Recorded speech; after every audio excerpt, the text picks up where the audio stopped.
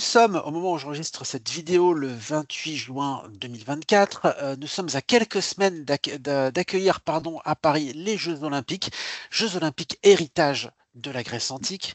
Nous sommes également à quelques jours, cette fois-ci, des élections législatives parce que nous sommes en démocratie. Démocratie, également un truc que l'on doit aux Grecs. Je vous parle en français, une langue qui a des racines latines et grecques. J'ai l'impression que la Grèce antique est partout dans notre culture, dans notre civilisation, on lui doit un héritage énorme. Pourquoi? J'en sais rien, car je suis nul en histoire, comme le rappelle le titre du podcast, mais je me soigne et je fais appel aujourd'hui à Frédéric. Frédéric, bonjour. Bonjour, bonjour, Bonjour et, bonjour. bonjour et à l'aide Frédéric, j'ai besoin de toi pour comprendre tout ça. Alors déjà, est-ce que tu partages cette analyse, le fait que la Grèce antique est présente un peu dans notre inconscient collectif, dans nos racines, ce qui a un impact énorme? Est-ce que tu es d'accord avec ça? Ah oui, ah oui. D'ailleurs, tu parlais des élections législatives, hein, la démocratie, mais quand tu regardes le Palais Bourbon où siège l'Assemblée nationale, ça ressemble à quoi? Ça ressemble à un temple grec, hein, D'accord, d'accord, colonnes, d'accord. avec ses colonnes, son fronton, etc. Tu t'aperçois qu'effectivement, la Grèce, elle est omniprésente. Et même encore maintenant, parce qu'on pourrait dire, ouais, c'est quelque chose qui était encore très présent au 19e ou au 20e siècle, mais euh, il suffit de regarder, par exemple, le ciel. La mission américaine vers l'espace, elle s'appelle comment? Apollo. Hein. De La Apollon, du coup, le fusée, dieu. voilà, la fusée européenne qui a eu tant de succès s'appelle Ariane. Hein. On s'aperçoit que même encore maintenant, même si l'apprentissage du grec n'est plus quelque chose de très courant à l'école, les références à la Grèce sont omniprésentes. Hein. Euh, tu peux en être médusé, par exemple. Comme Hein. Méduse, Voilà. Hein. j'adore. Alors, Est-ce que le Rassemblement national est le cheval de Troie de la Russie? Voilà, on peut dire des choses comme ça. Hein. tout à fait. Tu parlais de l'école, j'y pensais parce qu'effectivement, en terminale, on commence la philosophie et la philosophie, bah, on démarre toujours par les philosophes grecs, hein, Socrate, Platon, Aristote, Pythagore, donc ils sont extrêmement marqués. La mythologie grecque a un impact énorme. Alors, je vais faire une révélation à nos auditeurs. J'ai appelé ma fille Ariane, notamment parce que j'adore la mythologie grecque. J'ai aussi un tatouage de Minotaure, qui est également une figure de la Grèce antique. Et comme je suis un grand amateur de jeux vidéo, on est en ce moment dans la période d'accès anticipé de Hades 2, la suite d'un jeu vidéo à grand succès, dans lequel, dans le premier opus, on incarnait le fils de Hadès, le roi des enfers, et on devait s'échapper. On allait rencontrer sur notre chemin Aphrodite, Zeus, Hermès, tout ça, des figures que l'on connaît bien parce qu'en fait, on a beaucoup été exposé à ces figures-là. Donc, on est d'accord, effectivement, la Grèce antique est partout. Alors, Un jeu vidéo d'ailleurs qui s'appelle Assassin's Creed Odyssey. oui, tout à fait, bah, qui se passe effectivement dans l'époque grecque, dans laquelle on revisite donc une grande création d'Ubisoft. Et en fait, il y en a d'autres, hein. Là, on cite les plus connus. Il y a également Titan Quest qui se situe dans cette période, qui est un peu plus vieux. Mais c'est une grande source d'inspiration. Ça fait partie de la culture populaire, c'est-à-dire ces points de référence dans lesquels, dès qu'on les évoque, il y a tout un tas d'images qu'on peut réutiliser dans la fiction et les gens ne sont pas perdus. C'est beaucoup plus facile de réutiliser des choses que les gens connaissent parce que bah, on a des références, on a des encres communes qui font que c'est plus facile de raconter l'histoire dans un univers connu que complètement inconnu. Mm. Donc, on va peut-être commencer par une rétrospective historique parce que la Grèce antique, alors c'est large. Euh, il y a deux questions extrêmement simples, c'est quand et où, en fait, ça va de quand à quand, et sur quelle zone géographique s'est étendue l'influence de cet empire. Alors, la période historique, elle est très vaste, puisqu'on peut considérer que bah, elle vient jusqu'à nos jours, puisque la Grèce existe toujours. Hein, elle est membre de C'est vrai. l'Union européenne. Bon, c'est pas la même Grèce que la Grèce antique, mais ça part finalement du néolithique à moins 7000 jusqu'à nos jours. Et puis là aussi, d'un point de vue géographique, tantôt la Grèce a été limitée à ce qu'on appelle géographiquement la Grèce, mais la Grèce s'est étendue bien au-delà, avec le monde hellénique, avec l'Empire byzantin, donc a couvert des territoires qui dépassaient très largement la Grèce. Donc on voit qu'il y a une grande amplitude au point de vue temps, une grande amplitude au point de vue zone géographique. Voilà. Ok. Alors, l'histoire de la Grèce, on a l'habitude de la découper en périodes pour s'y retrouver. Alors, le découpage en périodes, c'est quelque chose qui est éminemment contestable parce qu'on peut trouver d'autres périodes plus pertinentes et les dates de séparation des périodes ne sont pas forcément toujours consensuelles, mais elles sont pratiques. Elles ne correspondent pas forcément à un basculement subi, mais à la concrétisation d'une évolution par un événement particulier. Donc, ce découpage, il vaut ce qu'il vaut, mais il permet d'avoir des tiroirs où ranger les événements. C'est ce que je trouve qui est pas mal. Hein.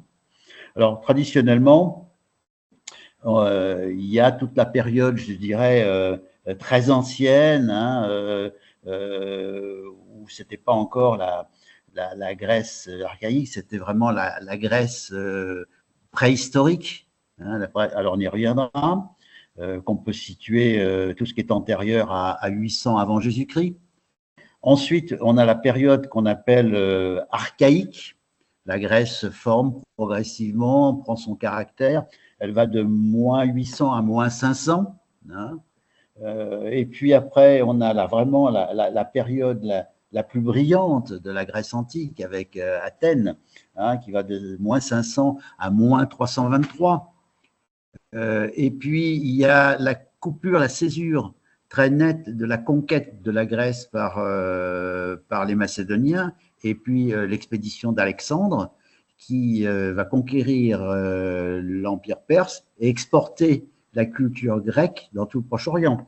Donc, cette période qu'on appelle hellénistique, donc depuis la conquête d'Alexandre jusqu'à l'impérium romain, hein, alors qui va grosso modo donc de 323, fin de la conquête d'Alexandre, jusqu'à moins 146, qui est la première intervention des Romains en Grèce, mais ce ne sera pas la dernière. Puis ensuite, il y a la période romaine, qui va de moins 146 jusqu'à 330, à plus 330. Donc, c'est la période pendant laquelle la Grèce fait partie de l'Empire romain. On en parlera bien sûr après. Pourquoi plus 330? Parce que c'est la fondation de Constantinople. Alors, certes, il y avait une ville qui existait auparavant, qui s'appelait Byzance, mais Constantinople, c'est quand même quelque chose de complètement nouveau. Donc, en plus 330 de notre ère. À partir de ce moment-là, on peut faire commencer les prémices de l'Empire byzantin, avec des périodes, là aussi, on pourrait sous-découper, et ça se terminera en 1453, avec la prise de Constantinople par les Turcs.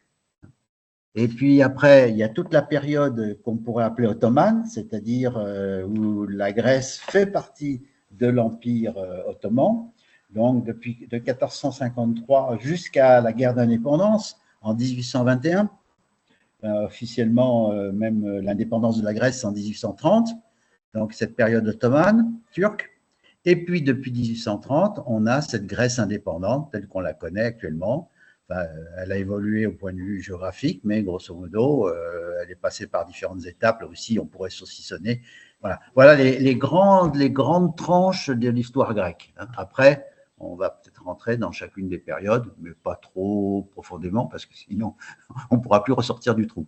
Oui, il y en a pour des heures. Mais c'est intéressant de voir que ça s'étale sur des périodes des fois, enfin, non, même toujours assez longues, hein, parce que dans les tranches que tu donnes, il n'y a rien qui soit inférieur à 2 siècles.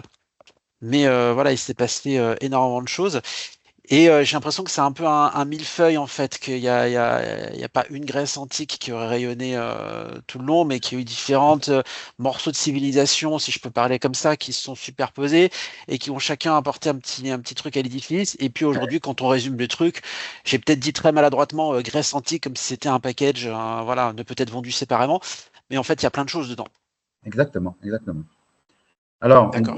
on peut commencer par la période avant la Grèce archaïque, c'est-à-dire la période, je dirais, presque préhistorique, bon, où on a eu différents pôles de rayonnement, hein. On a eu un pôle de rayonnement dans les îles des Cyclades, hein, ce qu'on appelait une civilisation cycladique.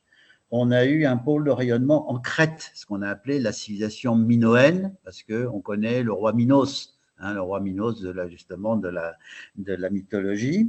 On a eu aussi un rayonnement autour de Mycène, hein, Mycène en Grèce continentale, dans le nord du Péloponnèse, là il y a eu une civilisation mycénienne. Hein, voilà, il y a eu 3 grands pôles qui ont contribué à l'émergence d'une civilisation. Alors, cette période-là, il n'y a pas beaucoup d'événements historiques à noter parce qu'à l'époque, l'écriture était encore embryonnaire.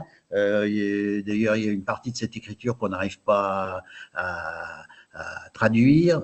Il y a le linéaire A, le linéaire B. Bon, je vous passe des détails, mais ce n'était pas encore le grec tel qu'on le connaît. Donc, on manque un peu de sources. Tout ce qu'on sait, c'est qu'il y a eu des civilisations très brillantes qui ont laissé des traces, notamment en Crète, hein, les palais minoens, à Mycène, cette fameuse, ce palais forteresse qu'on peut visiter, qui était impressionnant, hein, des blocs absolument monstrueux. On voit qu'il y avait des civilisations extrêmement actives. Bon, alors, tout ça, d'où ça vient? Il y a des gens qui… On peut dire que l'essentiel de la Grèce a été peuplé par des envahisseurs qui venaient du Nord. Hein, de toute façon, quand on regarde bien la Grèce, les envahisseurs, soit ils arrivent par la mer, soit ils arrivent par la terre, et c'est le Nord. Mais là, ils sont arrivés par le Nord. Alors, où on commence à avoir un peu plus de sources, c'est ce qu'on appelle la Grèce archaïque, hein, de moins 800 à moins 500. Et notamment, un des premiers événements notables, puis on parlait tout à l'heure, c'est les premiers Jeux olympiques, en moins 776. Hein, Et donc, c'est premiers Jeux vachement vieux. olympiques. Je ne savais pas que c'était aussi ancien. Et c'était au-delà d'une compétition sportive, c'était avant tout une cérémonie religieuse. Hein, on honorait les dieux et puis c'était une période normalement de paix où on cessait de faire la guerre. Donc c'était quelque chose qui était un peu différent de ce qu'on connaît maintenant, hein, parce que maintenant on a les Jeux Olympiques et on a la guerre. Mais à l'époque, normalement, on interrompait les conflits et puis c'était une cérémonie religieuse qui n'existe plus avec les Jeux Olympiques modernes. Alors, la Grèce, il faut avoir en tête la géographie de la Grèce. La Grèce, c'est très montagneux. C'est fait de tas de petites plaines encerclées de montagnes, de petites vallées, etc. Si bien que pendant toute la Grèce antique, il n'y a pas eu vraiment de pouvoir centralisé. Parce que dans ces petites cases, en quelque sorte, de la géographie, hein, ces petites, se sont développées des villes qui ont mis en place un système politique, alors qui était soit un système tyrannique, hein, avec des tyrans, mais tyran dans le sens grec, c'est pas forcément quelqu'un de sanguinaire, c'est quelqu'un qui a un pouvoir absolu, hein, tout simplement. Et pour certaines d'entre elles qui ont commencé à avoir des embryons de démocratie. Toutes ces cités se concurrençaient, se faisaient quelquefois la guerre, etc. Alors, comme c'est un pays, c'est quand même des terres qui sont un petit peu ingrates, et puis quand on se faisait la guerre, évidemment, ça n'arrangeait pas les affaires économiques, il y a eu très tôt une grande émigration des Grecs vers l'extérieur. Et notamment, ils ont créé des colonies sur tout le pourtour méditerranéen. Hein. La colonisation grecque, c'est quelque chose qui a pris une grande ampleur. Là, on a la première dilatation, si je puis dire, de l'espace grec, puisque les Grecs ont fondé des colonies en Italie du Sud, ce qu'on appelle la Grande Grèce, en Sicile, en Corse, en France, Marseille, Nice, Antibes, hein, Agde, en Espagne, dans le nord de l'Espagne, et puis dans la mer Noire. La Crimée était une colonie, enfin pas la Crimée continentale, mais la bordure, c'était une colonie grecque. Tout le bord de ce qu'on appelait le pont Euxin, c'est-à-dire la mer Noire, était constellé de colonies grecques. Ils ont évidemment essaimé sur la partie orientale de la mer Égée, hein, ce qu'on a appelé la Lyonie, hein, ce qui est maintenant en Turquie. Toute cette côte orientale de la mer Égée, c'était des cités comme Milet, Éphèse, etc. Ils ont également colonisé Chypre et ils se sont même installés, avec l'accord des pharaons, en Égypte. Nocratis était une colonie grecque, mais avec l'accord. Et ils sont allés même en Afrique du Nord, en Cyrénaïque, qui est actuellement en Libye. Ils ont pris la main mise sur toute la Méditerranée, j'ai l'impression, et c'est eux Voilà. qui dominaient un peu le Le commerce, voilà, commerce. D'accord. parce que c'était pas un empire avec une administration, l'occupation de vastes territoires, c'était des comptoirs pour l'essentiel, des comptoirs. Hein, c'est-à-dire qu'on traitait avec les populations locales, on avait forcément des contacts avec eux, alors bon ou mauvais selon les cas, mais c'était pas géographiquement très important, c'est plutôt des pointillés autour de la Méditerranée, des points, un nuage de points. D'accord. Et ça se faisait, ouais, tu disais, c'était pas forcément conflictuel, c'est-à-dire que bon, à l'époque, peut-être que tout le territoire n'était pas rempli entre guillemets, donc c'est une population qui s'installe, peut-être c'est pas forcément perçu comme un acte d'hostilité. Ben oui, parce que il y a qu'à revenir sur la fondation de Marseille, hein, où les Grecs ont débarqué et puis le beau grec a été invité à une fête par le roi barbare. Alors barbare, pour les Grecs, c'était toute personne ne parlant pas le grec. Hein, c'était pas forcément des sauvages abrutis et sanguinaires. Non, barbare, c'est parce qu'ils comprenaient pas leur langue. Donc pour eux, barbare, c'était des onomatopées, tu vois. Ok. Voilà. Et au cours de cette cérémonie tout à fait pacifique, eh bien, le beau grec a séduit la belle fille, la fille du roi barbare. Ils se sont mariés et en dot, le roi leur a donné le territoire de Marseille. Bon, alors, il y a une part de légende probablement, mais dans beaucoup de cas, c'était simplement des marchands qui venaient s'installer et tout le monde y trouvait son compte. Hein, les barbares pouvaient expédier des pots, des minerais, des choses comme ça, et puis les Grecs, leur céramique, etc. Enfin, on échangeait. Hein. D'accord. Donc oui, les Grecs avaient ils avaient des choses qui intéressaient les, enfin en matière de commerce, Voilà. je parle d'objets manufacturés, mais c'était pas forcément, enfin manufacturé, pardon, artisanat, je veux dire. Est-ce qu'il y avait aussi, je sais pas, des épices, des ressources précieuses aussi qui échangeaient à l'époque? Oui, oui. Alors, ce qu'il y a, c'est que les Grecs étaient des intermédiaires. Donc, on a retrouvé dans des colonies grecques des objets égyptiens qui étaient vendus aux barbares du coin. Hein. C'est pas seulement à sens unique. C'était des commerçants. Bon, c'était des commerçants et un commerçant, il fait feu de tout bois. Il vend tout ce qu'il y a à vendre. Hein.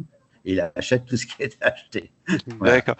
On a la caricature de Zeneck dans Camelot qui a un truc à acheter ou à vendre, il est là, il s'en fiche que ce soit des esclaves ou des patates, mais d'accord. Alors, donc en Grèce, il y a eu un mouvement vers la démocratie. Et on peut dire que Athènes a été vraiment en avance sur ce plan-là, grâce à Solon en moins 594 et grâce à Clisthène en moins 507, qui sont les deux grands réformateurs qui ont instauré la démocratie. Alors, entendons-nous bien, la démocratie à la façon de l'époque, c'est-à-dire qu'elle ne concernait que les hommes libres et grec, c'est-à-dire qu'étaient exclus les femmes, les esclaves, les métèques. Hein, les métèques, c'était les étrangers.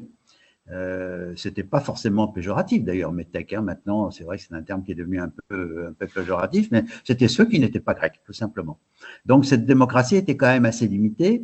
Et comme les cités, finalement, elles étaient relativement petites, avec une population qui n'était pas considérable, on pouvait pratiquer la démocratie directe, c'est-à-dire se rassembler sur l'agora, encore un terme qui est passé dans notre langue contemporaine, hein, pour discuter des affaires publiques, élire.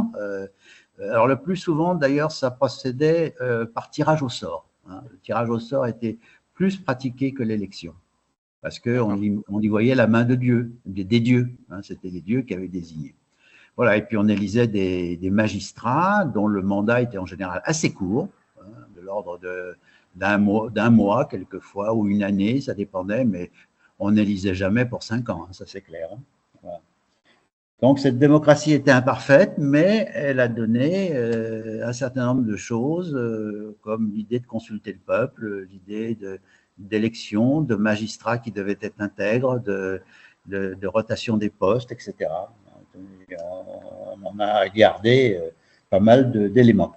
Alors, il y a un élément que j'ai oublié de citer en introduction, mais il y a pas aussi, c'est pas aussi les inventeurs de la justice au sens un peu moderne du terme. Enfin, moderne dans son Oui, s'entend, mais oui, c'est-à-dire que la justice était rendue collectivement par l'aéropage, hein, l'aréopage, ou par la boulée, ça dépendait, c'était des institutions à Athènes, ça dépendait du type de crime, et c'était rendu effectivement collectivement. Il y avait une autre forme de justice, c'était par exemple quand on décidait d'ostraciser, là aussi ostracisme c'est resté dans la langue, un citoyen qui devenait un peu inquiétant, eh bien les citoyens avec un ostraca, c'est-à-dire un morceau de poterie, indiquaient le nom de la personne qu'il fallait bannir, hein, expulser en dehors de la ville parce qu'il devenait trop dangereux, trop inquiétant, etc. Voilà. Donc, il y avait une justice collective, alors avec tous les défauts qu'a toute justice humaine, bien évidemment. oui, je crois que Socrate en sait quelque chose. Voilà, exactement. Donc, cette période archaïque où tout ça, ça s'est mis en place, elle a, on situe la césure avec la période classique au début des guerres médiques. Hein, les premières guerres médiques ont commencé en moins 490. Alors, guerre médique, pourquoi médique? Parce que les Grecs confondaient les Mèdes et les Perses. Parce que les Mèdes étaient des voisins des Perses et les Perses avaient pris le relais de l'empire médique. Hein, il y avait eu une sorte de passage de témoins entre les Mèdes et les Perses. Mais c'était des guerres persiques, si on devait les qualifier réellement. Hein. Alors, pourquoi il y a eu les guerres médiques, qui ont duré quand même de moins 490 à moins 479? Tout simplement parce que, comme on le disait tout à l'heure, il y avait des colonies grecques sur la rive asiatique de la mer Égée. Et l'Empire perse, de son côté, dans son expansion, il est arrivé jusqu'en Anatolie, donc jusqu'à cette rive orientale de la mer Égée. Et il a soumis les cités grecques d'Ionie, donc de la partie asiatique de la Grèce. Et ça ne s'est pas toujours très bien passé. Il y a eu des révoltes. Et comme par hasard, ces révoltes de cités grecques contre la domination perse, évidemment, quand ça commençait à tourner mal, ils faisaient appel à qui? À leurs camarades de Grèce continentale, qui évidemment intervenaient. Et ça n'a pas plu très longtemps à l'Empire perse, hein, qui voyait mal que son autorité soit contestée. Mais Donc, attends, il y a un ouais, truc que je comprends. Tu me disais qu'il n'y avait pas d'autorité centrale à cette époque-là dans ouais. l'Empire grec, pardon, si je peux l'appeler comme ça. Du coup, comment on fait pour coordonner une armée dans ce contexte-là? Alors, chaque cité de Dionie, donc la partie asiatique de la Grèce à l'époque, avait été fondée par une cité grecque. Donc, elle faisait appel à sa cité d'origine. Hein, c'est-à-dire, si elle avait été fondée par Athènes, elle faisait appel aux Athéniens. Si elle avait été fondée par Mégare, elle faisait appel aux Mégariens, etc. Donc, quand ces cités en révolte contre l'Empire perse faisaient appel, ils ne faisaient pas appel à une armée grecque, mais à une armée de la cité qui les avait fondées. D'accord. Mais les armées en tant que telles étaient relativement indépendantes. Enfin, elles se coordonnaient pas forcément Oui, oui, spécialement. oui, exactement. Surtout que les Grecs jusqu'à l'époque d'Alexandre, ils étaient assez forts pour se chamailler à différentes reprises. Hein. Mais c'était, est-ce qu'on peut dire que c'était une grande puissance militaire, ces cités grecques, ou parce que lui, c'est surtout des marchands, mais Bah, c'est-à-dire que par rapport aux Perses, leur grande supériorité, c'est qu'ils avaient des formations très efficaces qui s'appelaient les hoplites, hein, qui étaient des guerriers grecs qui combattaient d'une façon serrée, très organisée, et c'était des citoyens assez motivés, puisque c'était des citoyens de cité, hein, donc des gens qui comprenaient bien que leur avenir était en cause, alors que l'armée perse était une armée de contingents qui avaient été raflés un peu partout dans l'Empire, qui n'étaient pas forcément toujours très bien motivés, ni voilà, et qui avaient des techniques de combat qui étaient celles de gens qui parcouraient des grandes distances, qui étaient plutôt des charges à cheval, alors que les hoplites, c'était des combattants à pied. Donc, quand les Perses ont envahi la Grèce, à plusieurs reprises, hein, puisqu'il y a eu 2 guerres médiques, eh bien, dans un premier temps, ils ont eu des succès, mais dans un deuxième temps, ils se sont heurtés à ces combattants grecs. Pour une fois, les cités, d'ailleurs, se sont unies, hein, à l'instigation d'Athènes, et les Perses ont été repoussés sur terre, et puis ils ont été aussi repoussés sur mer, parce que là, la Grèce avait un avantage, c'était des marins, et les Perses étaient plutôt des terriens. Hein. La Perse, c'est plutôt un pays continental.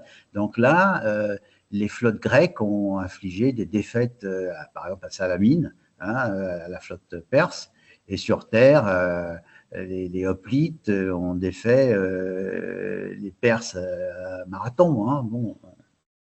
Voilà, donc les Perses ont échoué dans leur tentative de soumettre ces Grecs qui les importunaient tant. Ok. Petite référence, parce que il y a quelques jeux vidéo qui proposent d'incarner des civilisations qui s'affrontent, donc notamment Age of Empires ou Civilization. Et très souvent, une des façons qu'ils ont de représenter ce qui est typique d'une civilisation, c'est de leur donner un combattant unique caractéristique. Et donc, les hoplites, je connais ça de là, puisque quand on incarne des civilisations grecques, on peut incarner ces combattants. Et là, quand je fais une recherche sur Internet, je vois typiquement, ils sont inspirés de reproduction des armures de l'époque et tout ça pour le faire figurer. Donc, c'était vraiment emblématique et on le retrouve aujourd'hui. Ouais. Alors, la fin des guerres médiques, donc on ne rentre pas dans le détail des guerres médiques parce que il y a plein d'épisodes, etc. Il y a eu plusieurs rois, il y a eu Darius Ier, il y a eu Xerxès, enfin, qui ont été du côté perse. Bon, on ne va pas rentrer dans le détail. Mais les Grecs, à la suite des guerres médiques, ont pris conscience qu'il y avait une menace permanente parce que l'Empire perse, il n'a pas disparu. Simplement, il a renoncé à envahir la Grèce. Mais les Grecs savaient très bien qu'un jour ou l'autre, ils pouvaient revenir. Donc, à l'instigation d'Athènes, pour une fois, les Grecs se sont fédérés dans ce qu'on a appelé la Ligue de Délos. Parce qu'à Délos, qui est une île de la mer Égée, on avait déposé le trésor commun. Et voilà, c'est pour ça qu'on l'a appelé la Ligue de Délos. Hein. Donc, elle a été fondée en moins 478. Et au départ, c'était une organisation comme l'Union européenne, c'est-à-dire que toutes les cités étaient égales. Alors, il y avait des cités plus importantes que d'autres, mais progressivement, c'est là où il y a eu une déviation. Athènes a pris de plus en plus d'importance et cette Ligue de Délos s'est transformée quasiment en empire. Hein, c'est-à-dire que tous ceux qui ne payaient pas le tribut, eh bien, Athènes envoyait une expédition, elle se mêlait des affaires intérieures des différentes cités, elle imposait son impérium. Bon, cette Ligue de Délos, elle est devenue un véritable empire athénien, hein, qui n'avait plus rien de démocratique. Même si la ville d'Athènes, dans son fonctionnement, était démocratique, son empire ne l'était pas. On pourrait faire le parallèle entre la France de la Troisième République, qui était une démocratie, son empire colonial, c'était pas démocratique. Hein, on voit bien que…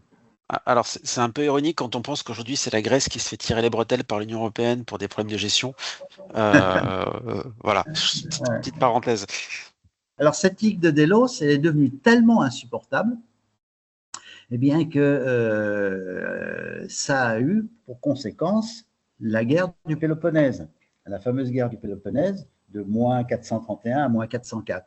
C'est-à-dire que Sparte, qui était la grande concurrente d'Athènes, hein, Sparte qui était dans le Péloponnèse, ou plutôt au sud de la Grèce, est devenue la rivale d'Athènes. Et puis, comme toujours dans ce genre de conflit, c'est un peu comme la Première Guerre mondiale. On ne s'est pas déclaré la guerre directement, mais c'est par cités alliées interposées que les uns ont fait appel aux Athéniens, les autres aux Spartiates. hein. Il y avait la Ligue du Péloponnèse et la Ligue de Délos. Et au bout d'un certain temps, d'incident en incident, ça s'est traduit par une véritable guerre civile, puisque c'était une guerre entre Grecs.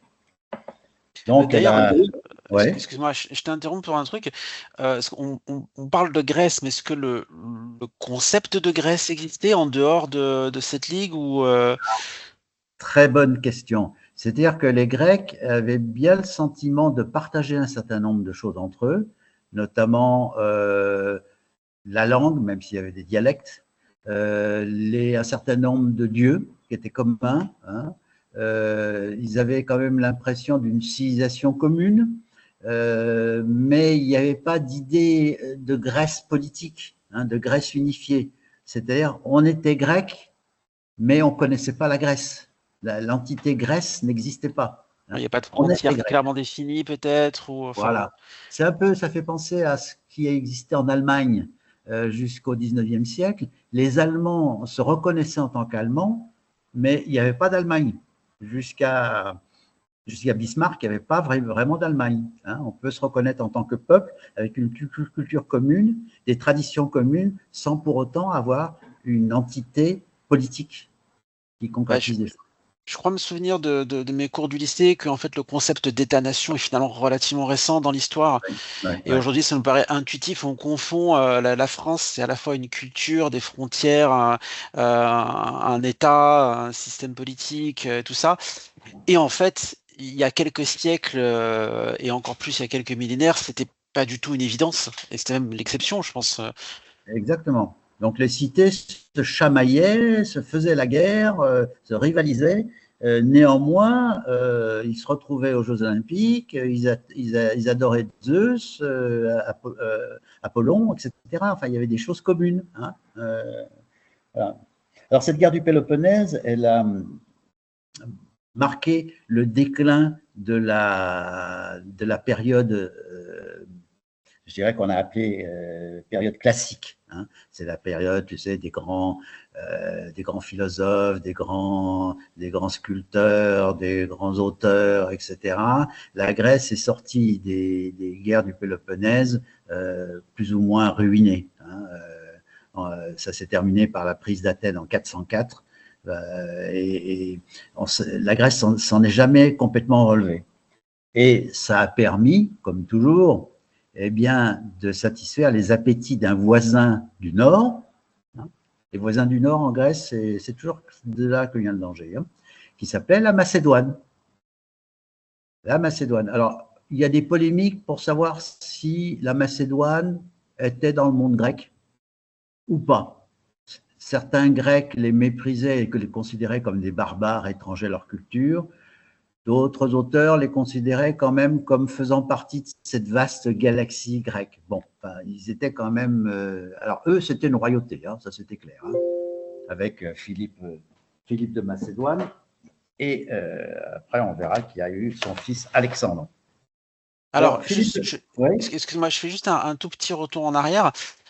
Tu parlais de la période classique en Grèce, du coup, qui a eu un rayonnement. Tu parlais des grands philosophes, tout ça. Est-ce que, du coup, c'est parce que c'était un empire qui était relativement prospère que ça permettait d'avoir ce rayonnement culturel, intellectuel? Enfin, j'ai une conception peut-être un peu naïve, mais j'ai l'impression que lorsque c'est des difficultés économiques, bon, bah, on est au champ, on essaye de survivre, on n'a pas forcément le temps d'écrire, de rédiger de la poésie ou ce genre de trucs.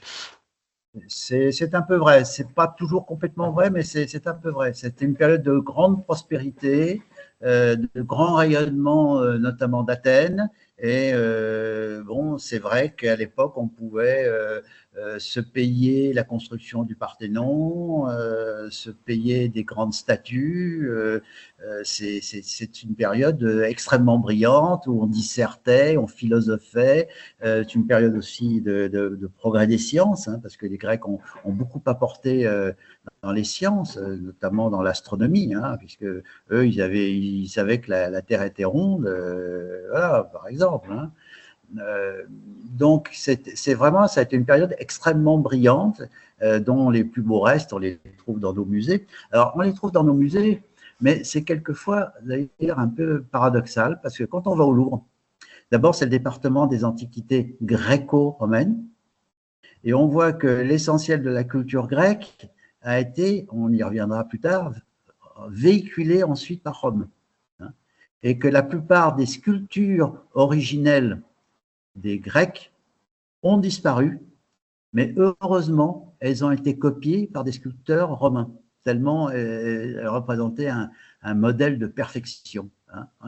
Donc, on commence déjà à aborder le transfert de la culture grecque via des passeurs. Oui, c'est un truc. Il y a souvent des blagues dans les séries télé ou même dans les Astérix sur le fait que ah bah oui, Rome a copié la Grèce. Ah en fait, vous avez pas d'imagination, vous avez juste copié notre art. Voilà, c'est référencé sous forme un peu humoristique souvent. Oui, oui, oui, c'est un peu vrai, mais comme toujours, il ne faut pas tomber dans la caricature parce que les Romains, ils ont apporté d'autres choses aussi. Ils ont apporté Bien le sûr. droit, ils ont apporté l'organisation, etc. Alors, on est donc à une période de la Grèce maintenant, là, après les guerres du Péloponnèse où la Grèce est ruinée.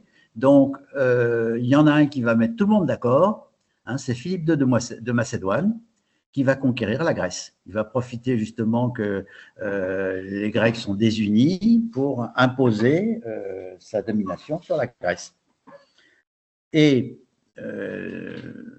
son fils Alexandre va donc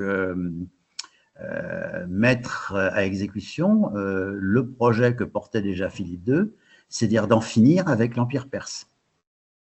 Et là, c'était un gros morceau, hein, parce que l'Empire perse, même s'il était un peu sur le déclin, c'était quand même un empire qui allait donc de la mer Égée jusqu'aux confins de l'Inde, hein, et jusqu'à la mer d'Aral et la mer Caspienne, et qui comprenait aussi l'Égypte.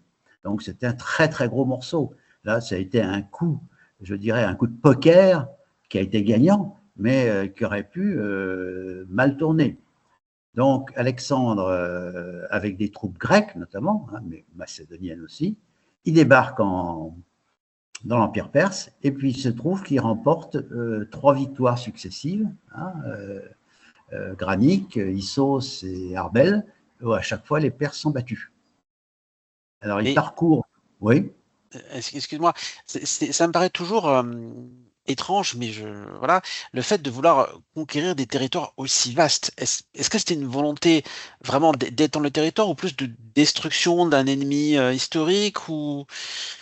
Alors, il y avait, oui, oui, ce qu'il faut bien voir, c'est que pendant toute la guerre du Péloponnèse, les Perses avaient attisé les braises en aidant une cité contre l'autre, hein. Ils voulaient prendre leur revanche des guerres médiques qu'ils avaient perdues. Donc, les Perses étaient une menace permanente. Alors, il y a aussi l'ego démesuré d'Alexandre, hein. Alexandre n'était pas un personnage modeste, c'est le moins qu'on puisse dire, hein. Il y a ça aussi. Mais il y avait aussi la volonté de se débarrasser d'un voisin particulièrement dangereux. Ok, ok, ok. Alors, Alexandre donc conquiert l'intégralité de l'Empire perse entre 334 et 323. On peut dire qu'en moins de 10 ans, il a conquis un empire immense. Il est allé jusqu'aux confins de l'Inde, hein. Il est allé en Égypte, il est allé jusqu'en Sogdiane, c'est-à-dire qu'on pourrait qualifier de Kazakhstan. Voilà, bon, il a fait un parcours extraordinaire en semant sur son passage des Alexandries. Il a créé des villes où il installait des colons et des militaires. Alors, l'Alexandrie la plus connue, c'est celle d'Égypte, mais il y en a 17 au total qui ont parsemé son parcours en Asie. Et certaines sont devenues des villes, d'ailleurs, qui ont changé de nom, comme Kandahar, qui a été une Alexandrie, enfin, il y a beaucoup de villes qui, maintenant, on porte d'autres noms, mais à l'origine ont été créées par Alexandre avec les colons qu'il avait avec lui et les soldats qui souhaitaient s'installer sur place. D'accord. Alors, ce brave Alexandre, il est mort jeune, hein, et son empire n'a pas été durable. C'est ses successeurs qui se sont chamaillés. On voit que se chamailler en Grèce. C'est-à-dire que, bon, c'était un truc trop immense pour survivre. Déjà, les Perses avaient eu du mal à le tenir pendant plusieurs centaines d'années. Là, c'était encore pire. donc les successeurs, les compagnons d'Alexandre se sont partagés son empire. Alors, Antigone, par exemple, a pris la Grèce et puis tout ce qui tournait autour. Attal a pris une partie de l'Anatolie. Séleucos, il a pris ce qu'on pourrait appeler le Proche-Orient, hein, c'est-à-dire la Syrie, le Liban, ce qui est l'actuel Irak, grosso modo, et puis la Perse. Hein. Lagos, il a pris l'Égypte. Voilà, ils se sont partagés l'empire. Et quelquefois, ils se sont fait la guerre, d'ailleurs, parce qu'il y a eu des conflits. Mais ça a eu une conséquence très importante, c'est la diffusion de la culture grecque dans tout le Moyen-Orient. Parce que ces diadoques, comme on les appelait, hein, ces successeurs d'Alexandre, ils ont créé des dynasties, ils ont créé des États qui ont été quand même durables. Hein. Le dernier, c'était l'État, finalement, l'Agide, qui a disparu avec Cléopâtre, hein, donc à la veille de la naissance de Jésus-Christ. Hein, donc on voit que ça a duré quand même pas mal de temps. Et dans ces royaumes, eh bien, on parlait le grec, c'était la culture grecque. Alors certes, c'était une culture qui était plutôt superficielle, c'est des élites, parce que le peuple, il continuait à parler l'araméen, je sais pas quoi, le perse, mais toutes les élites étaient grecques. Et ça a contribué à helléniser, hein, Hellène, c'est le nom que se donnaient les Grecs à eux-mêmes, tout le Moyen-Orient. C'est ce qu'on appelle la période hellénistique. D'accord. Alors, on reprend rapidement les dates parce que là, je suis un petit peu confus. Tu m'as dit que Athènes était tombée en moins 404, Voilà. la conquête. Quand on a fait la chronologie initiale, tu disais que la période athénienne allait jusqu'en moins 323. Il y a Voilà, peut-être c'est la conquête d'Alexandre qui marque une rupture. Hein, c'est que la Grèce, désormais, est une possession de l'un des successeurs d'Alexandre. Hein. D'accord. Elle est plus. Et on entre dans la période dite hellénistique qui va de moins 323 à moins 31, c'est-à-dire la fin de la conquête de la Grèce par Rome. Voilà. Moins 323, c'est quel événement? Parce que c'est une date très précise. C'est moins 334 à moins 323, c'est la conquête de l'Empire perse par D'accord. Alexandre. Donc c'est Donc, la fin de la campagne d'Alexandre. D'accord, ok. voilà, exactement. Donc de moins 323 à moins 31, tout le Moyen-Orient et la Grèce ont été partagés entre les descendants des Lagides, des Séleucides, des Antigonides et des Attalides, hein, donc D'accord. les successeurs d'Alexandre. Voilà. Donc Alors, c'était les royaumes hellénistiques. d'accord. Très très clair. Pareil, j'ai pris en note un peu tout ce que tu disais. Tu me parlais de moins 146 pour marquer un peu la fin de la période hellénistique. Oui, alors c'est le sac de Corinthe par les Romains. C'est-à-dire que entre-temps, alors on ne va pas rentrer dans l'histoire de Rome, mais entre-temps, il y avait eu ce qu'on appelait les guerres puniques, où Rome s'était affrontée avec Carthage. Et malheureusement, la Macédoine était alliée de Carthage. Donc, quand Rome en a fini avec Carthage, ils se sont dit, ben, on va aller régler leur compte à la Macédoine. Donc, c'est à ce moment-là qu'ils sont arrivés en Grèce. Et évidemment, ils ont conquis la Macédoine, le reste de la Grèce, et puis ils ont conquis l'Asie mineure, tout le Proche-Orient, et puis l'Égypte. Enfin, tout ça, c'est tombé comme des châteaux de cartes. Tous les successeurs d'Alexandre, qui étaient des rois locaux, eh ben, on finit sous le joug de Rome. Et on peut dire qu'en moins 31, c'était terminé. Hein, Incroyable. Enfin, comment des territoires aussi grands peuvent changer de main en si peu de temps Alors, bon, je fais le surpris, mais bon, Hitler avait quand même réussi à faire des conquêtes assez imposantes il y a pas si longtemps que ça. Mais je trouve toujours impressionnant comment on arrive à tenir des territoires immenses quelque part. On les fait changer de main, tout ça et tout. Euh, faut soit un sacré coup de chance, soit c'est des armées qui ont une avance tellement énorme sur les défenseurs qu'elles arrivent à tout rafler sur leur chemin. Alors, les Romains avaient une avance technologique en matière militaire par rapport aux Grecs, hein, notamment les fameuses les légions romaines qui étaient remarquablement bien organisées. Et puis, il y a le fait qu'il ne faut pas oublier qu'à l'époque, il n'y avait pas de sentiment national. C'est-à-dire que le pauvre paysan dans son coin, que ce soit en Syrie ou en Grèce ou ailleurs, bon, au-dessus de lui, ça changeait. Ah bah tiens, je dépends plus d'un tel, mais d'un tel. Mais pour lui, de toute façon, le quotidien, il était toujours le même. Il fallait qu'il travaille sa terre, qu'il paye des impôts. Quelquefois, il était rasier. Donc, à partir du moment où on avait vaincu les élites, on avait vaincu les rois et leur entourage, eh bien, le territoire, il tombait parce qu'il n'y avait pas forcément un mouvement national de résistance, comme par exemple en Ukraine, en ce moment où on peut dire que tout le peuple est derrière ses dirigeants. À l'époque, ça n'existait pas parce que de toute façon, ça passait au-dessus de la tête de la plupart des habitants. Hein. Ils changeaient de maître, ils s'en rendaient à peine compte. Hein. De toute façon, le nouveau maître était aussi exigeant que l'ancien. Et voilà.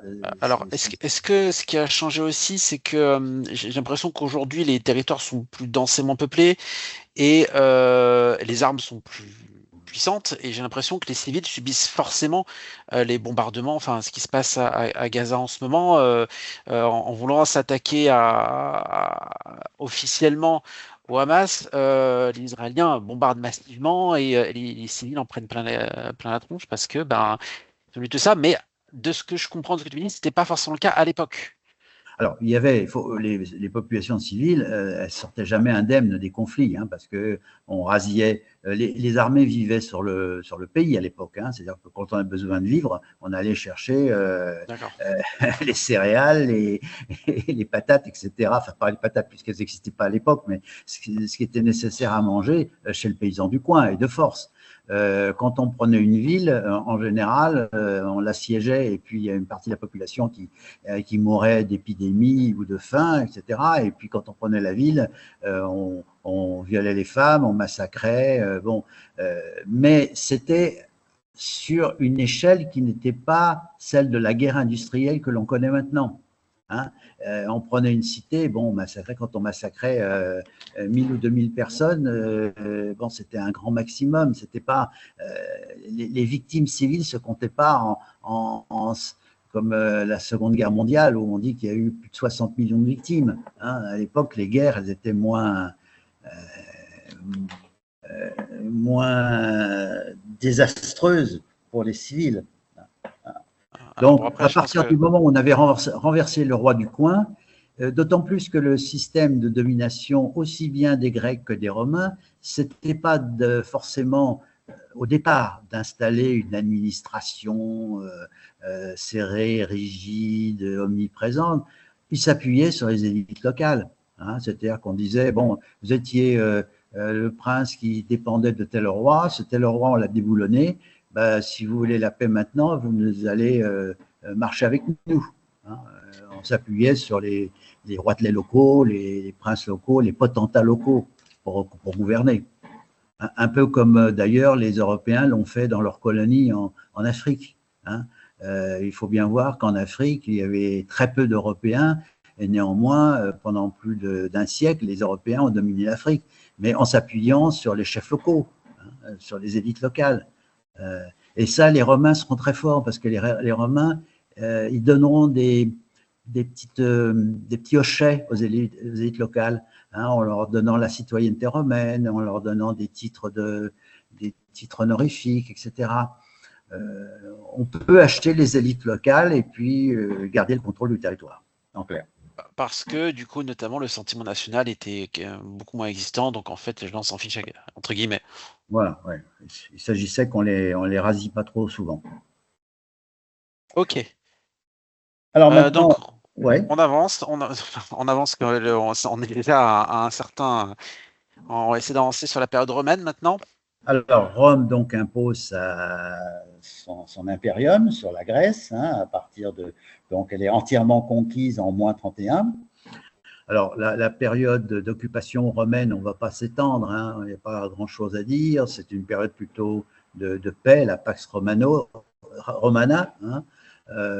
Bon, la Grèce est évidemment un peu marginalisée, mais elle s'est en quelque sorte bien débrouillée sur le plan culturel.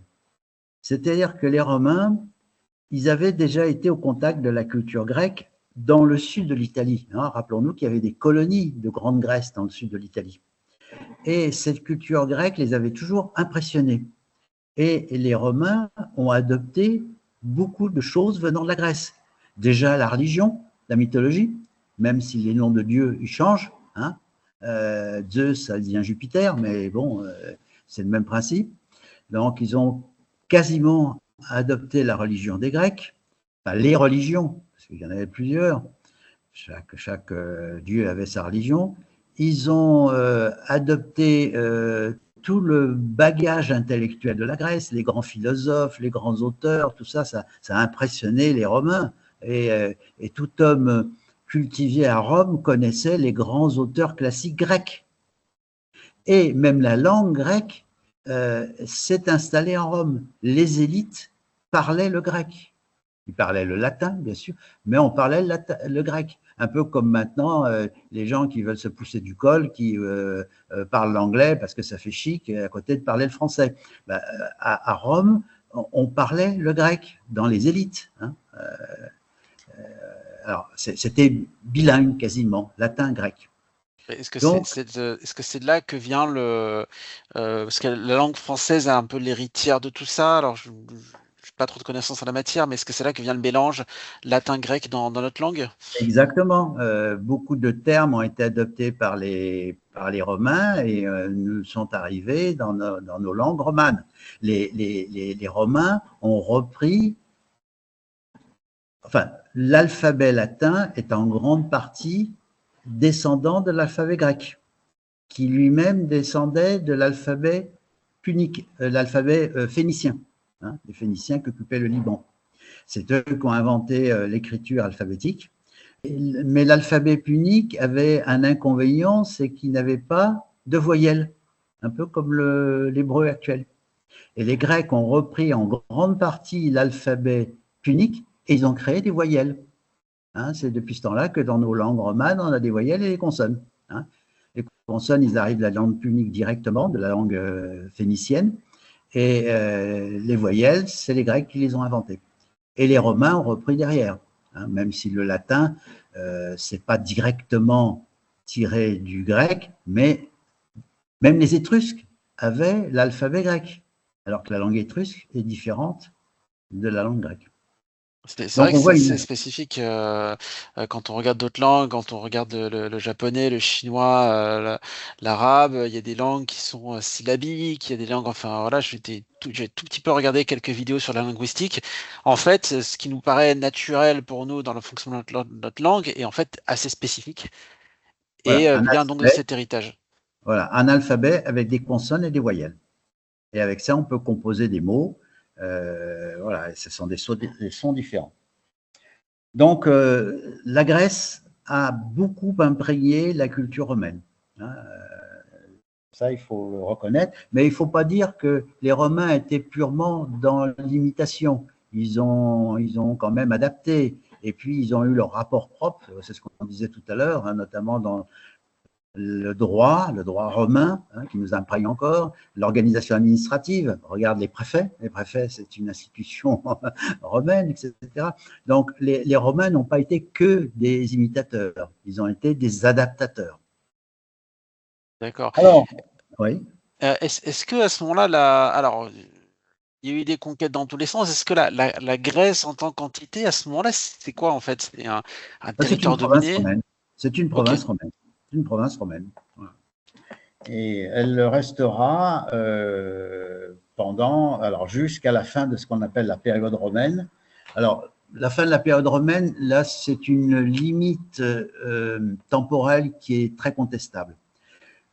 À partir de quel moment on peut considérer que l'Empire romain unitaire s'est divisé en deux, en Empire d'Occident et en Empire d'Orient? Alors, on peut y voir les prémices avec Dioclétien, qui était un empereur romain, qui avait instauré ce qu'on appelait la tétrarchie. C'est-à-dire que pour pouvoir gouverner plus facilement, et notamment garder les frontières qui commençaient à être menacées par les barbares, il avait créé en quelque sorte un deuxième empereur, ce qu'on appelait un Auguste, donc il y avait deux Augustes, et sous leurs ordres, ce qu'on appelait deux Césars. Donc, c'est pour ça que la tétrarchie, c'est 4, hein, c'est que le commandement était réparti entre 4 personnes. Mais l'empereur principal, Dioclétien, était quand même le patron. Mais il avait compris que pour un empire qui allait de, faut pas l'oublier, de l'Angleterre jusqu'aux confins de la Perse, hein, de la Germanie jusqu'à l'Égypte, et puis l'Afrique du Nord, l'Espagne, eh bien, c'était plus possible de tout gouverner depuis Rome, notamment avec le fait nouveau des invasions barbares. Hein. Il fallait courir d'une frontière à l'autre pour colmater les brèches faites par les barbares. Alors, c'est Ok. de là que progressivement est venue l'idée de couper l'Empire en deux. Alors, ça ne s'est pas fait tout de suite. Il y a eu des rebondissements. Mais grosso modo, on a commencé à dire, ben oui, il faut qu'on répartisse le pouvoir. Et puis, Rome a commencé à décliner, la ville de Rome, notamment parce qu'elle a été pillée par les barbares, hein, notamment Alaric, le roi goth, qui a pillé Rome. Rome s'en est jamais vraiment remis. Rome avait l'inconvénient d'être loin du front. Hein. Le front, c'était ce qu'on appelait les limes, c'était le Danube, c'était la frontière avec la Germanie, donc Rome était un peu loin. Et un empereur romain, Constantin, a dit bah, je vais transférer la capitale, ou plus exactement, je vais créer une deuxième capitale à Constantinople. Donc, il a choisi le site de Byzance, qui était une vieille colonie grecque, peu importante, et là, il a quasiment créé une ville nouvelle, hein, un peu comme Saint-Quentin-d'Yvelines ou Cergy, Constantinople. C'est Alors, marrant parce que du coup, ça s'appelle Constantinople, mais on parle quand même d'Empire byzantin, malgré tout. oui, parce que c'est trop difficile de dire Empire constantinopolitain. Ouais, donc il n'avait pas le branding en fait, il a pas Voilà, choisi la bonne marque. exactement. Alors, Constantin est connu aussi pour avoir été le premier empereur qui a toléré le christianisme. Et lui-même, d'ailleurs, s'est converti au christianisme. Mais à l'époque, les païens n'étaient pas persécutés, hein, contrairement à ce qu'on. Le christianisme n'était pas encore la religion d'État. Hein. Constantin était le premier à accepter la religion chrétienne, qui était très dynamique à l'époque. Alors oui, ça pourrait faire l'objet d'un autre épisode, la diffusion Oh de la oui, religion oui. chrétienne, parce que bon, j'ai plein de questions, mais je vais me forcer de me restreindre parce que sinon on va pas s'en sortir. Alors, on peut considérer que la période byzantine, ça commence en 330 après Jésus-Christ, la création de Constantinople. Et ça va quasiment jusqu'à 1453, la prise de cette même Constantinople par Mehmed II, hein, le sultan des Turcs ottomans. D'accord. Alors, je pense qu'on va se ralentir un peu sur l'aspect historique parce que moi, ce qui m'intéresse beaucoup, c'est l'aspect culturel. J'ai Ouais. l'impression que dans les héritages qu'on a de la Grèce antique, bah, justement, c'est beaucoup la Grèce antique. Et j'ai l'impression que là, plus on avance, moins il y a de choses qu'on peut retrouver, ou alors peut-être que je m'en rends pas compte, mais moins il y a de choses qu'on retrouve dans notre culture aujourd'hui. Alors, oui, en fait, c'est là où l'Empire byzantin est important. C'est que la culture grecque a abandonné l'Occident quasiment à cette époque-là et s'est réfugiée à Constantinople. L'Empire romain d'Orient, hein, l'Empire byzantin, c'est la même chose, euh, a adopté la langue grecque comme langue officielle, alors que l'Empire romain d'Occident, qui n'a pas survécu au-delà de plus 476, hein, après Jésus-Christ, avait le latin. Donc la culture grecque s'est réfugiée dans l'Empire byzantin. Et l'Occident a un peu perdu de vue la culture grecque, hein, parce que c'était l'époque des royaumes barbares, après c'était l'époque de Charlemagne, etc. Bon, on savait, il y avait encore un apport, mais c'était plus d'actualité. Or, l'Empire byzantin, l'Empire romain d'Orient, ça a été une longue agonie. On pourra y revenir si tu veux qu'on développe l'aspect historique, mais et ça s'est terminé donc par l'invasion des Turcs. Ça n'a pas commencé en 1453, hein, ils ont commencé à grignoter tout l'Empire tout autour.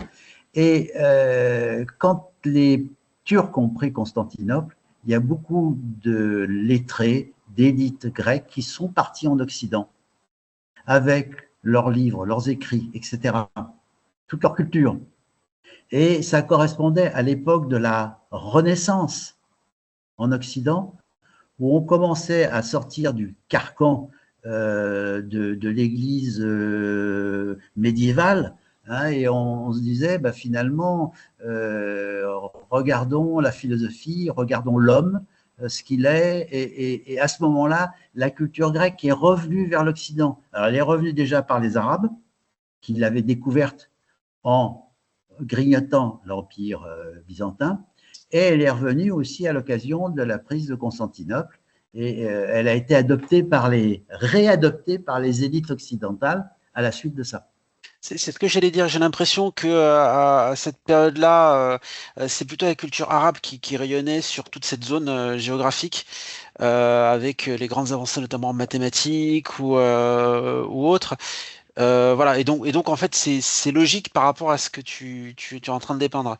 Voilà, les Arabes, quand ils ont conquis donc une bonne partie de l'Empire byzantin, ils ont découvert les philosophes grecs, ils ont découvert les scientifiques grecs, ils ont découvert beaucoup de textes. Et les Arabes, il ne faut pas les imaginer comme des gens frustres. Ils étaient extrêmement cultivés, ils avaient très bien compris tout le parti qu'ils pouvaient tirer de cette culture grecque. Et à la cour, à Bagdad ou après en Égypte, il y avait des Grecs, il y avait des savants, ils étaient accueillis, même s'ils n'étaient pas musulmans. L'empire arabe n'était pas un empire, c'était pas les talibans, hein, c'était un empire extrêmement ouvert à la culture et qui a accepté les apports grecs. Il a lui-même a eu des apports parce que les Arabes ont apporté beaucoup de choses. Et tout ça, c'est arrivé en Occident, notamment via les croisades. On peut D'accord. dire qu'il y a eu cette période-là aussi où les croisades, sous prétexte d'aller reconquérir les lieux saints, qui étaient occupés non plus par les Arabes, mais par les Turcs, eh bien, on a envoyé des expéditions dans tout l'Orient. Hein. Il faut dire que les premières croisades, finalement, les États latins, ce qu'on appelait les États latins, c'est-à-dire les États fondés par les croisés, ça couvrait toute la bande de territoire allant de l'Anatolie jusqu'au Sinaï.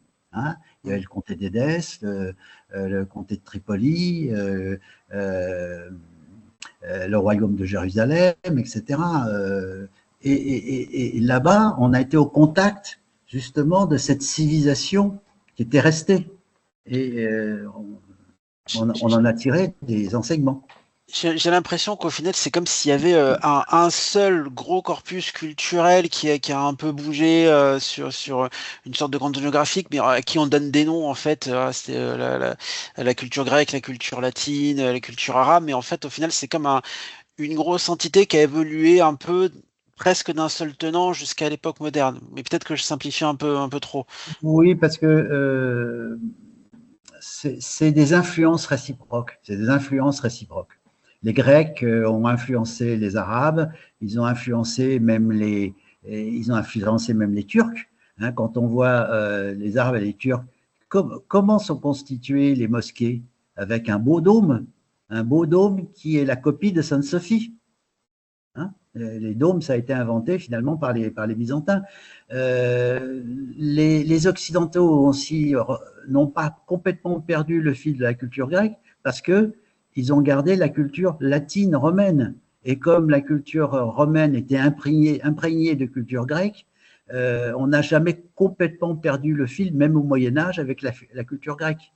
La culture grecque a tellement influencé, imbibé tous les gens qui sont passés de près ou de loin au large de la Grèce, que ça s'est transmis, alors ça s'est modifié, ça s'est bonifié, ou au contraire, mais voilà, et c'est pas des blocs, hein, c'est des influences, c'est très subtil, c'est quelquefois déformé, Ouais, mais ça évolue petit à petit par. Ouais, ça, je me le représente bien.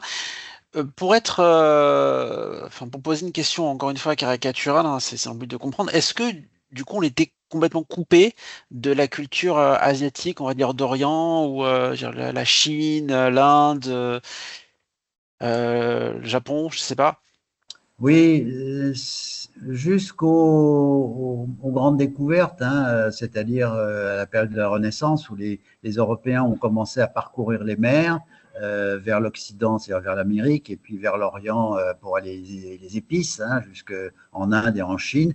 On ignorait, enfin on ignorait, pas complètement, mais on faisait pas attention à ces cultures trop lointaines. Il faut dire que, par exemple, la culture chinoise, qui est extrêmement brillante, les Chinois ont lancé quelques expéditions maritimes, mais qui ont concerné essentiellement l'Afrique de l'Est. Alors, Chinois et Occidentaux se connaissaient parce qu'il y avait des échanges par les caravanes à travers l'Asie. Hein, on savait ce que faisaient les Chinois et les Chinois savaient ce qu'on faisait, mais il y a eu peu d'influence. On échangeait, mais les distances étaient longues, c'était lointain, c'était périlleux. Donc, c'est vrai que chacun s'est développé un peu de son côté. Ok.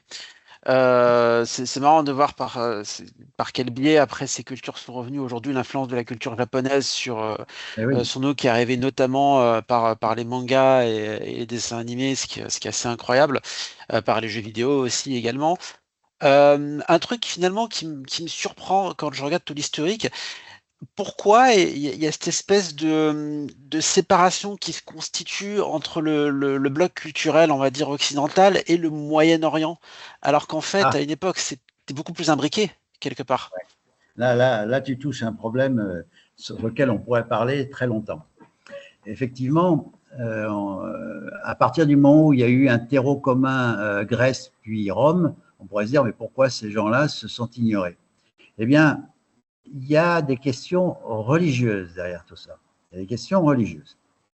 Donc le christianisme s'est répandu sur l'ensemble de l'Empire romain, aussi bien en Orient qu'en Occident. D'ailleurs, il est né en Orient. Le christianisme est né en Orient et il faut bien voir que l'Ancien Testament a été rédigé en grec, le Septante, hein, que Paul, dans ses épîtres aux Corinthiens, il s'exprimait en grec.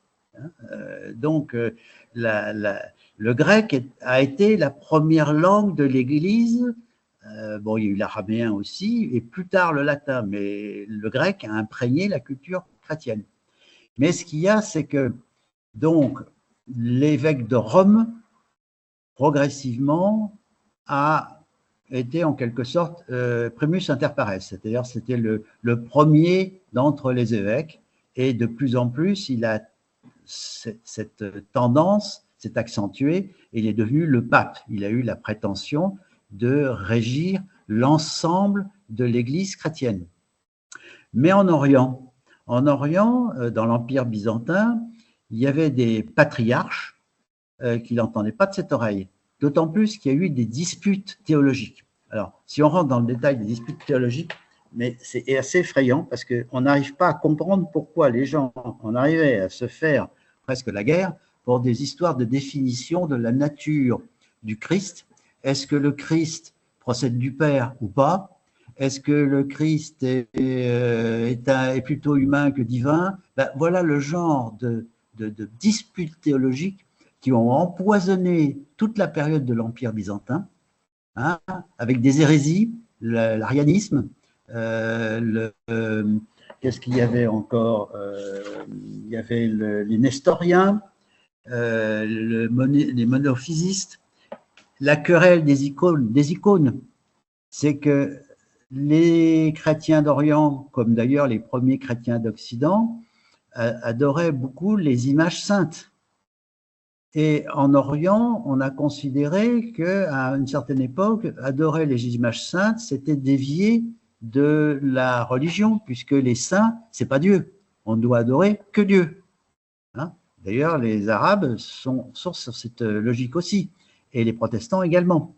Donc, il y a eu des disputes religieuses, mais absolument invraisemblables, qui cachaient des enjeux de pouvoir, c'est-à-dire le pape de Rome voulait avoir la primauté sur donc les patriarches de l'Empire byzantin, mais les empereurs byzantins ne l'entendaient pas de cette oreille-là, parce que comme ils n'avaient plus d'incidence, ils n'avaient plus d'influence sur l'Italie, qui était devenue complètement indépendante, hein, à l'époque de Charlemagne et ses successeurs, bon, ils défendaient l'indépendance de l'Église d'Orient. et ils se sont fâchés à plusieurs reprises, excommuniés, et vraiment ce qu'on a appelé le grand schisme, c'est 1204.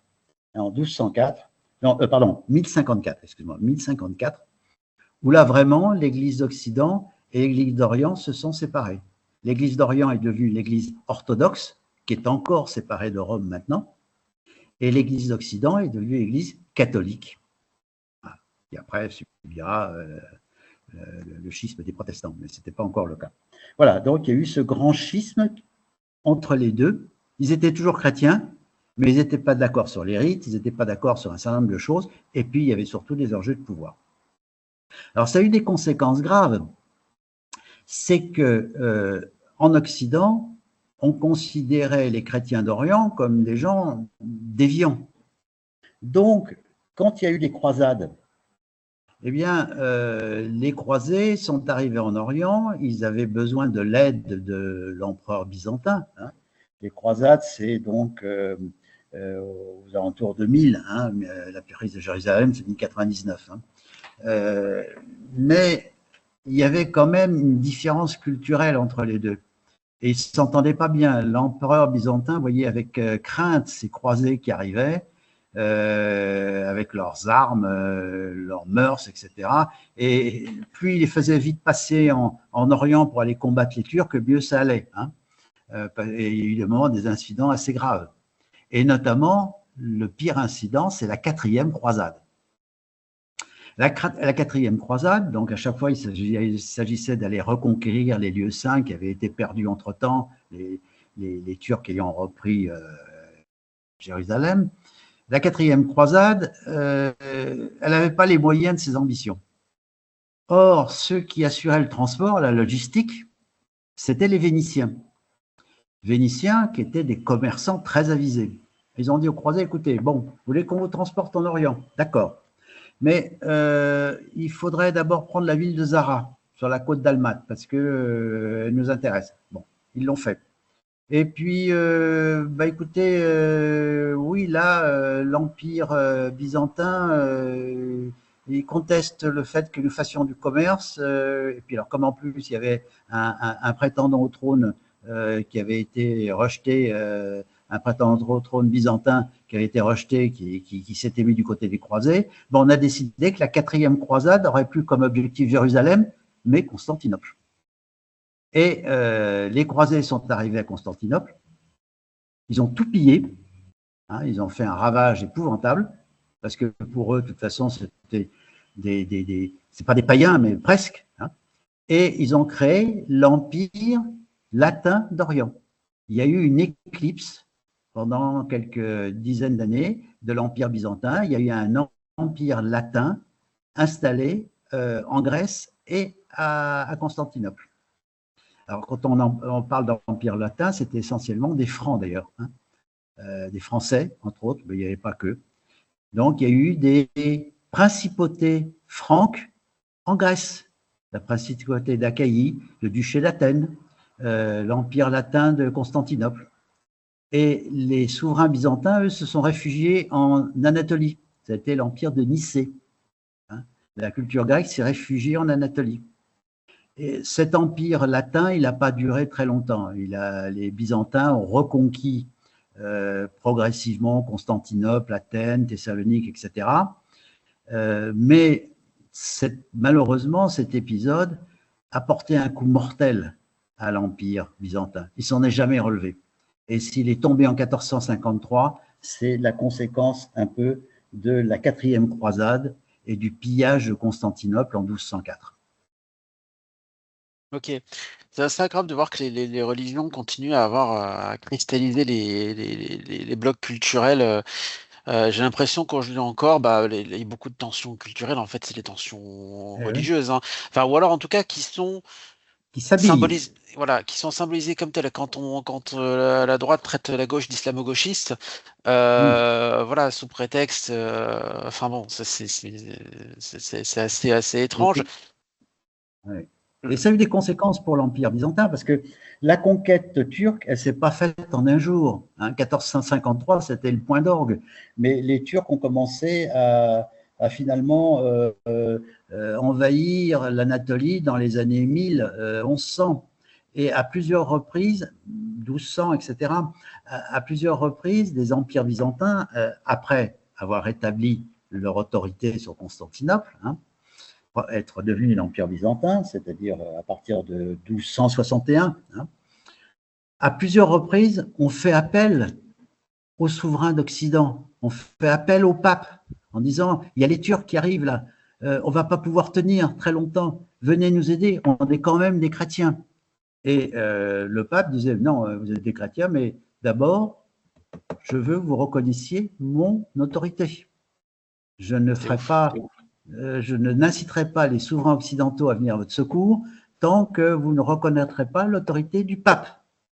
Et alors, plusieurs empereurs byzantins ont accepté. Ils sont allés à Rome, ils sont couchés, si je puis dire, ils ont accepté la réunification des deux églises. Seulement, le clergé orthodoxe ne l'entendait pas de cette oreille.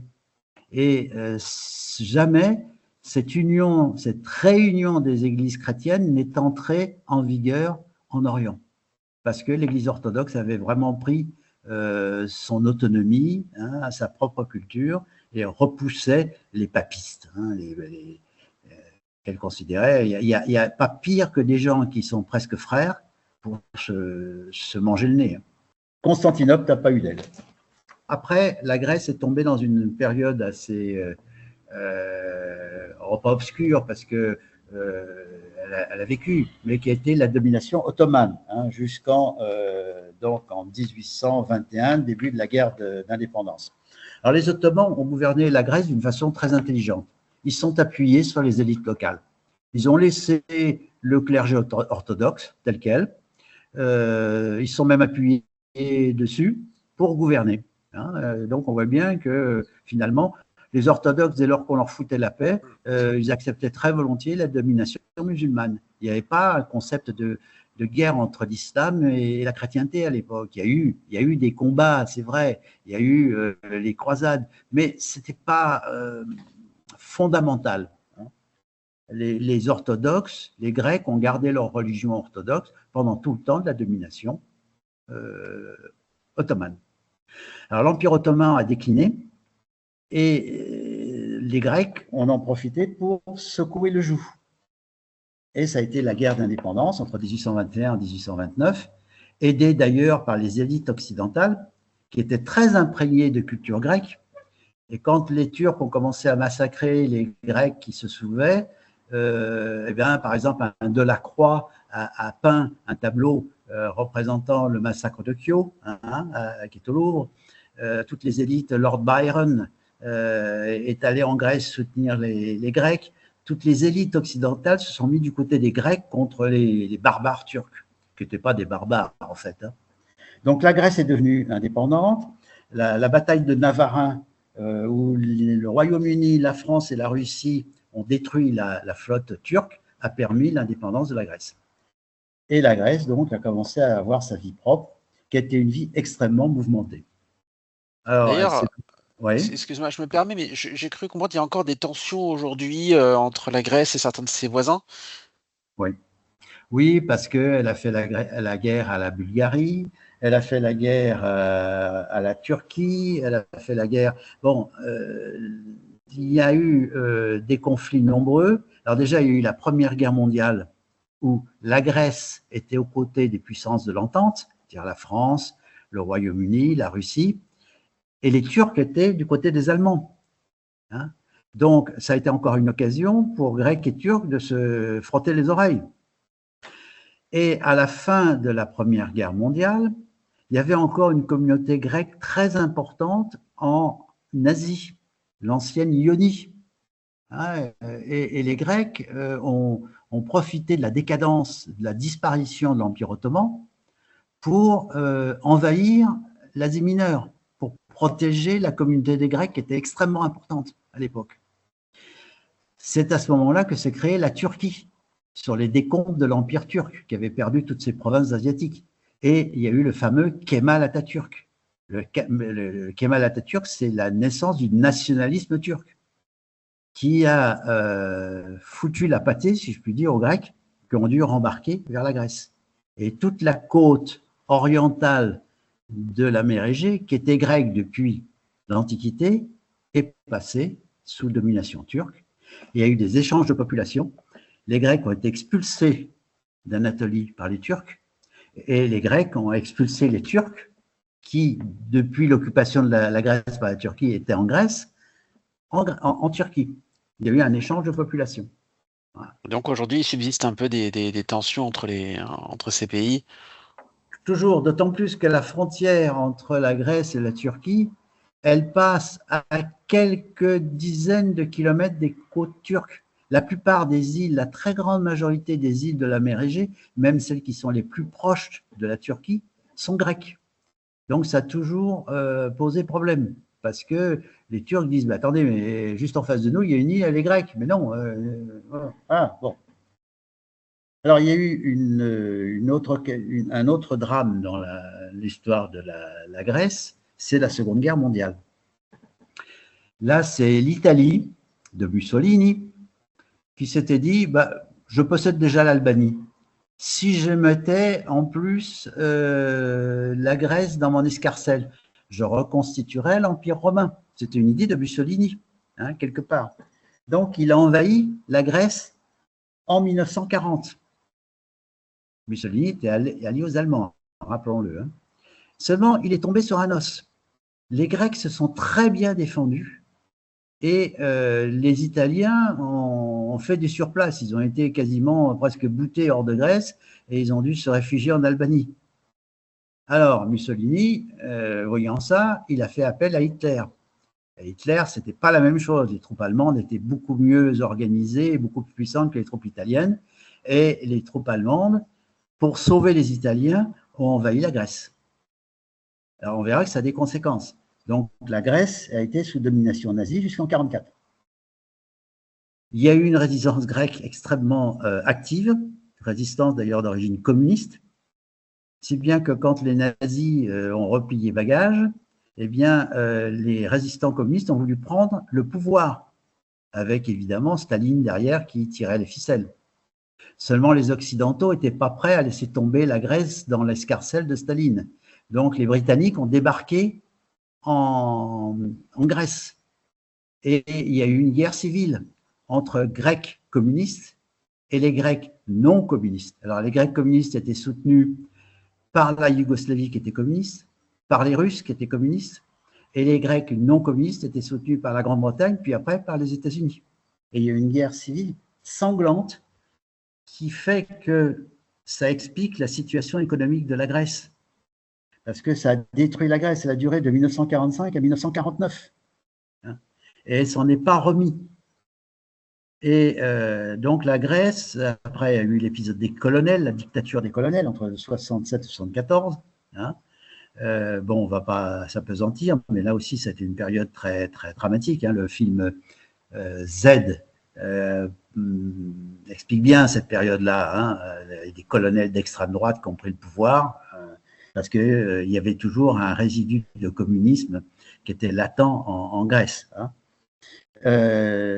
Bon, après, la Grèce a retrouvé la démocratie hein, qu'elle avait inventée quand les colonels sont tombés en 1974.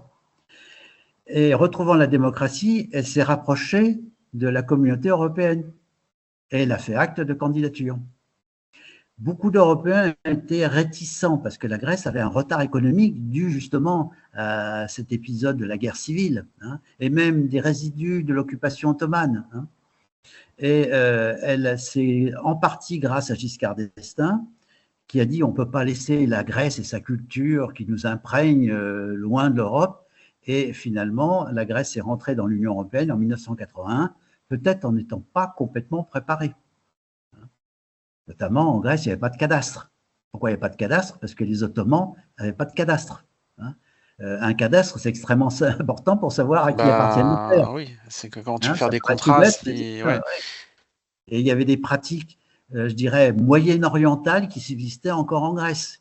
Hein, un certain laxisme dans l'application des règlements, etc., qui datait de l'époque ottomane. Donc la Grèce est entrée un petit peu prématurément dans ce qui était la communauté européenne, qui est devenue entre-temps l'Union européenne. Et quand on a adopté l'euro, hein, elle a donc adopté l'euro, elle, en 2001. Là encore, peut-être trop vite, trop tôt. Elle n'était pas prête économiquement. Oui, il y a eu des Parce que incidents. l'euro suppose une discipline, des comptes publics en bon ordre, ce qui n'était pas le cas. En plus, il y a eu les Jeux Olympiques de 2004 à Athènes, qui ont été ruineux pour la Grèce. Pour un pays aussi pauvre à l'époque, les Jeux Olympiques, on voit déjà ce que ça va peser sur le budget français, les Jeux Olympiques qu'on va organiser, hein, au-delà de l'intérêt qu'on peut y porter. Mais il y a eu tout un tas d'équipements. Moi, quand je suis allé en Grèce, j'ai vu des choses qui dataient des Jeux Olympiques, qui étaient quasiment à l'abandon. Hein. Donc, ça a coûté cher, ce qui explique la crise de 2007-2008. La Grèce était le maillon faible de la zone euro. Or, quand les spéculateurs se sont attaqués à la zone euro, qui n'a jamais été en odeur de sainteté pour les spéculateurs anglo-saxons qui ne jurent que par le dollar, eh bien, le maillon faible, c'était la Grèce, avec ses comptes publics. On a découvert qu'ils avaient été truqués, que la Grèce avait une dette absolument énorme. Et comme la Grèce pesait pas très lourd dans l'Union européenne, il y en a certains qui étaient prêts à la laisser tomber, notamment les Allemands, en disant qu'est-ce qu'on s'encombre de ces gens-là, hein, ils se dorment au soleil, etc. Donc, on les a laissés dans la zone euro que moyennant un plan drastique de remise en ordre des finances publiques, qui a été extrêmement douloureux. On ne peut pas l'imaginer. Moi, à la Maison de l'Europe, j'ai eu des stagiaires et j'ai même une employée grecque. Les salaires ont baissé, les retraites ont baissé, il y a eu des faillites, il y a eu une misère épouvantable. On ne peut pas imaginer. Quand on parle d'austérité en France, on ne sait pas ce dont on parle. La Grèce, elle l'a connu pour rester, ça a été le prix pour rester dans la zone euro. Hein, le prix qui lui a été imposé. On peut le reprocher d'ailleurs un peu à la Banque Centrale Européenne, à la Troïka, hein, Commission Européenne, Banque Centrale Européenne et Fonds Monétaire Européen, c'est qu'ils ont appliqué un remède de cheval pour remettre la Grèce dans le droit chemin. Et elle s'en est pas encore complètement relevée. Les salaires n'ont pas retrouvé les niveaux d'avant. Hein. Il y a encore une grande misère en Grèce. Même si le tourisme se développe et contribue à renflouer quand même les caisses. Donc on arrive à l'histoire. Voilà. Juste encore un petit élément, parce que en révisant ma géographie européenne, il y a un pays dont on parle quasiment jamais, qui est la Macédoine du Nord, du coup. Ah oui. Que représente ce pays par rapport à tout l'héritage historique et comment ils s'entendent avec les Grecs? Mal. Ah, pourquoi Ah oui. je m'en doutais, je sais pas pourquoi. Et oui, parce que la Macédoine actuelle ne correspond pas tout à fait à la Macédoine historique. La Macédoine historique descendait beaucoup plus bas. La Macédoine historique, on peut dire qu'elle est partagée entre la Grèce et l'actuelle Macédoine. Bon. Et quand la Yougoslavie a explosé, hein, après la mort de Tito, quelques dizaines d'années après la mort de Tito, que les différentes républiques fédérées de la Yougoslavie ont pris leur indépendance, dont la Macédoine. Mais à l'époque, le fait qu'une république fédérée, qui était une entité administrative de la Yougoslavie, porte le nom de Macédoine, ne posait de problème à personne. À partir du moment où c'est devenu un État indépendant, eh bien, ça a commencé à poser des problèmes aux nationalistes grecs, qui ont dit, mais attendez, vous n'avez pas le droit de porter le nom de la Macédoine. La Macédoine, c'est en Grèce. Voilà, hein, c'est Thessalonique, c'est cette région-là. Et d'autant plus que la nouvelle République de Macédoine avait pris les emblèmes de l'ancienne Macédoine. Hein, bon, et ils se sont disputés. Ça a ralenti l'adhésion de la Macédoine à l'OTAN, d'ailleurs, parce que la Grèce y a mis veto en disant tant qu'elle ne changera pas de nom, on ne veut pas qu'il rentre dans l'OTAN.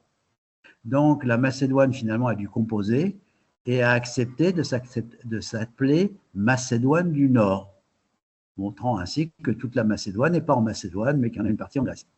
Mais le problème ressurgit maintenant.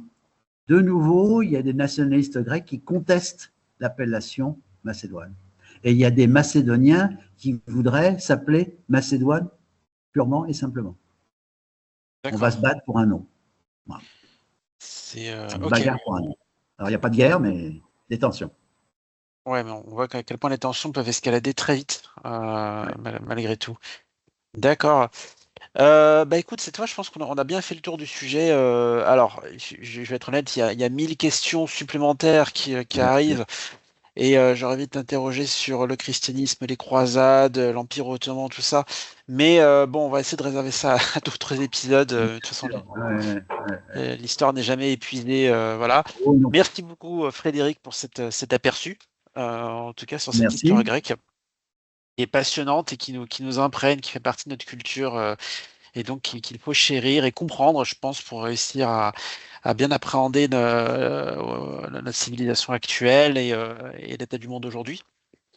Merci beaucoup à tous nos auditeurs. La dernière vidéo, enfin le dernier épisode sur les révolutions russes a eu un succès inattendu, je dois dire, par rapport à l'historique du podcast. Donc merci beaucoup à tous les nouveaux auditeurs et auditrices qui nous écoutent. Et puis bah, on va continuer sur cette lancée, je l'espère, et continuer à explorer l'histoire de notre monde pour essayer de mieux le comprendre et d'être peut-être de meilleurs citoyens plus cultivés. Voilà. Et pour moi, d'être un peu moins nul en histoire que je ne le suis à l'heure actuelle. Merci beaucoup Frédéric et à bientôt. Merci. À bientôt.